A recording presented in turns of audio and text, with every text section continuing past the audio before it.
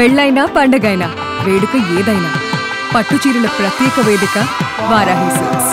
నమస్తే, నేను విజయ్. తెలుగు రాష్ట్రాలను భయపెడుతున్నటువంటి మోంతా తుఫాను నిన్న రాత్రి ఆంధ్రప్రదేశ్లోని నర్సాపురం ప్రాంతంలో గోపాలపురం వద్ద ఇది తీరం దాటింది. తీవ్ర తుఫానుగా తీరం దాటినటువంటి మోంతా ప్రస్తుతం తుఫానుగా బలహీనపడి ఇది నేరుగా ఆంధ్ర తెలంగాణ సరిహద్దులో ఉన్నటువంటి ప్రాంతంలో ఇది కేంద్రీకృతమైంది. ప్రస్తుతం ఇది తెలంగాణలోకి ప్రవేశించింది. తెలంగాణలో దీని ప్రభావం ఏ మేరకు ఉండేటువంటి అవకాశం ఉంది? ఎన్ని కిలోమీటర్ల వేగంతో గాలులు వీస్తాయి, ఎక్కడెక్కడ భారీ నుంచి అతి భారీ వర్షాలు వస్తాయనేటువంటి వివరాలు తెలుసుకుందాం. మనతో పాటు ఉన్నారు ఆన్లైన్లో తెలంగాణ వాతావరణ శాఖ అధికారి శ్రీనివాసరావు గారు. సార్, మోంతా ఎఫెక్ట్ ఇప్పుడు తెలంగాణలో ఎంతవరకు ఉండే అవకాశం ఉందంటారు? మోంతా తుఫాను నిన్న రాత్రి తీరాన్ని దాటిన తర్వాత ప్రస్తుతం ఈ రోజు మార్నింగ్ కి మనకి తెలంగాణలోకి సైక్లోన్ గా ఒక స్టెప్ వీకెన్ అయ్యి సైక్లోన్ గా ప్రవేశించింది. రాగల 4-5 గంటల్లో ఇది వన్ మోర్ స్టెప్ వీకెన్ అయ్యి డీప్ డిప్రెషన్ గా మారుతుంది, తీవ్ర వాయుగుండంగా మారుతుంది. ఈ క్రమంలో తెలంగాణ మీదుగా ప్రయాణం చేసి తర్వాత జార్ఖండ్ రాష్ట్రంలోకి ఎంటర్ అయ్యే అవకాశం ఉంది. డిప్రెషన్ గా జార్ఖండ్ రాష్ట్రంలోకి ఎంటర్ అవుతుంది. అయితే ప్రస్తుతం మనకి ఇంకా తుఫానుగానే ఉంది కాబట్టి ముఖ్యంగా మన ఉత్తర తెలంగాణ, అలాగే ఈశాన్య తెలంగాణ, తూర్పు తెలంగాణలోని జిల్లాల్లో అతి భారీ, అత్యంత భారీ వర్షాలకి ఈ రోజు అవకాశం ఉంది. ఈ రోజు మనం ఒక 3 జిల్లాలకి రెడ్ అలర్ట్, 14 జిల్లాలకి ఆరెంజ్ అలర్ట్, 9 జిల్లాలకి ఎల్లో అలర్ట్ పెట్టడం జరిగిందండి. ఒకసారి ఆ జిల్లాలు ఏంటో, రెడ్ అలర్ట్ ఉన్నటువంటి జిల్లాలు, అలాగే ఆరెంజ్ అలర్ట్ ఉన్న జిల్లాలు, ఎల్లో అలర్ట్ ఉన్నటువంటి జిల్లాలు. రెడ్ అలర్ట్ అంటే ఎంతవరకు ప్రమాదం ఉండేటువంటి అవకాశం ఉంది? గాలులు ఎన్ని కిలోమీటర్ల వేగంతో వస్తాయి? నష్టం ఏ విధంగా ఉండే అవకాశం ఉందంటారు? రెడ్ అలర్ట్ ఇప్పుడు 3 జిల్లాల్లో ఉందండి. మహబూబాబాద్, వరంగల్, హన్మకొండ. ఈ రెడ్ అలర్ట్ అంటే మనకి 20 సెంటీమీటర్ల పైబడి వర్షపాతము, అలాగే ఉరుములు మెరుపులతో కూడిన ఈదురుగాలులతో కూడిన వర్షాలు. ఈ ఈదురుగాలుల వేగం ఇక్కడ 40 నుంచి 50 కిలోమీటర్ల వరకు ఉండే అవకాశం ఉంది. అలాగే ఆరెంజ్ అలర్ట్ ఉన్న జిల్లాలు మనకి ఆదిలాబాదు, నిర్మల్, రాజన్న సిరిసిల్ల, మంచిర్యాల, పెద్దపల్లి, కరీంనగర్, జయశంకర్ భూపాలపల్లి, సూర్యాపేట, యాదాద్రి భువనగిరి, ఈ జిల్లాలన్నింటిలో కూడా మనకి ఆరెంజ్ అలర్ట్ ఉంది. ఈ ఆరెంజ్ అలర్ట్ ఉన్న జిల్లాల్లో మనకి 12 నుంచి 19 సెంటీమీటర్ల వరకు రెయిన్ఫాల్. ఇక్కడ కూడా మనకి విండ్స్ 40 నుంచి 50 కిలోమీటర్ల వేగంతో ఈదురుగాలు వచ్చే అవకాశం ఉందండి. సిటీ ప్రాంతంలో రంగారెడ్డి జిల్లాలో ఎల్లో అలర్ట్ పెట్టాము. హైదరాబాద్ అండ్ మేడ్చల్, మల్కాజ్గిరి జిల్లాల్లో కూడా ఇంచుమించు భారీ వర్షం స్థాయికి చేరుకునే అవకాశం ఉంది. ఇక్కడ కూడా ఈదురుగాలుల వేగం 30 నుంచి 40 కిలోమీటర్ల వేగంతో ఈదురుగాలు.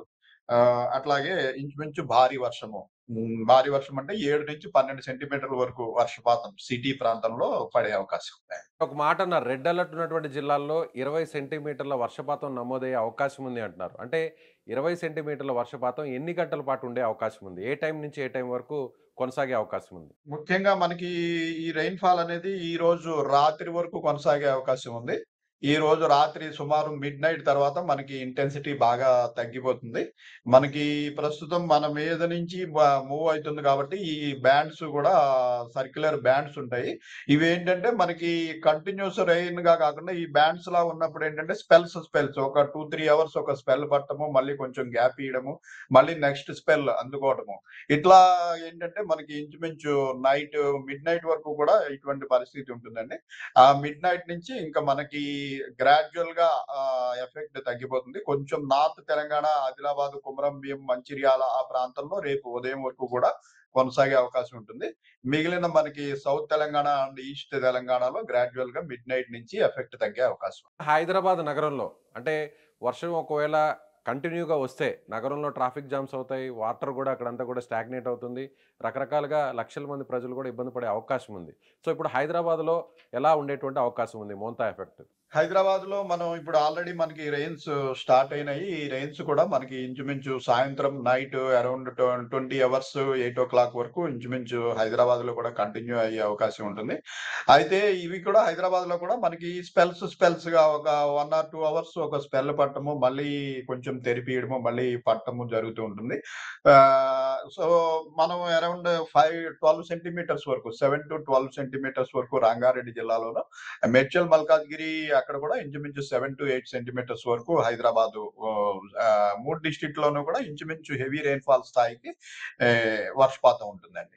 ఈదురుగాలులు కూడా ఒక హైదరాబాద్ 30 అంటే నుంచి 40 గ్రేటర్ కిలోమీటర్ల హైదరాబాద్ వేగం లిమిట్స్ లో అంతా కూడా పూర్తిగా వర్షం పడే ఛాన్స్ ఉంటుందంటారా? ఉందండి. పూర్తిగా 3 జిల్లాల్లోనూ కూడా పూర్తిగా వర్షపాతం ఉంది. అసలు ఈ రోజు తెలంగాణలో వైడ్ స్ప్రెడ్ రెయిన్స్ అన్ని జిల్లాల్లోనూ కూడా రెయిన్ పడుతుంది.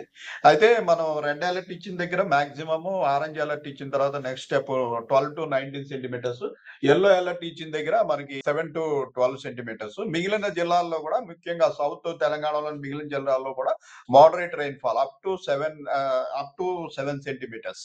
ఇటు మహబూబ్ నగర్, వికారాబాద్, సంగారెడ్డి ఇటు సైడ్ కూడా మొత్తం ఓవరాల్ 33 డిస్ట్రిక్ట్స్ లోనూ కూడా ఈ రోజు వైడ్ స్ప్రెడ్ రెయిన్‌ఫాల్ కి అవకాశం ఉంది.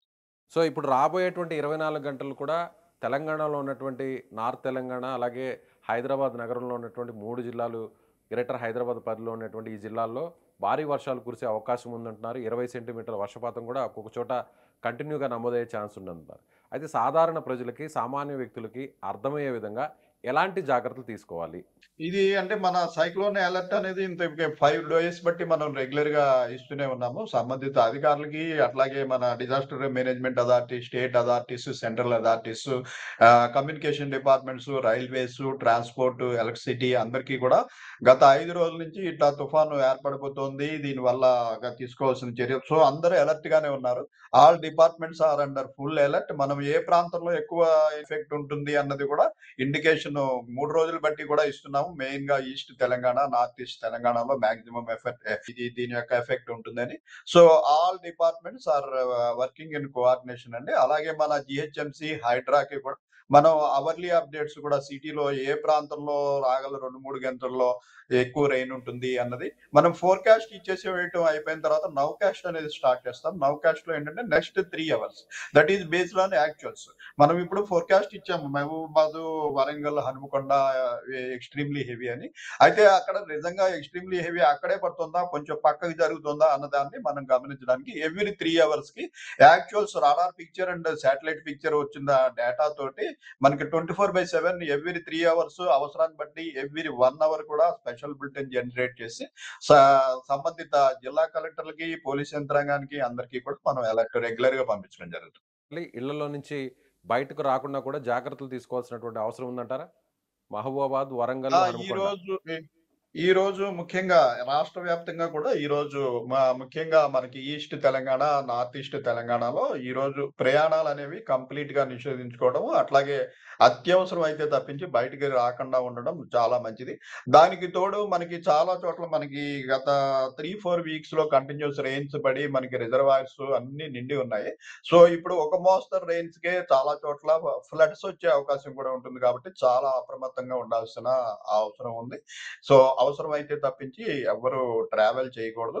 ఇంకా వ్యవసాయదారులకి మనం ఆల్రెడీ 4-5 డేస్ నుంచి చెప్తున్నాము, వీలైతే పంటను కోసి జాగ్రత్త చేసుకోమని.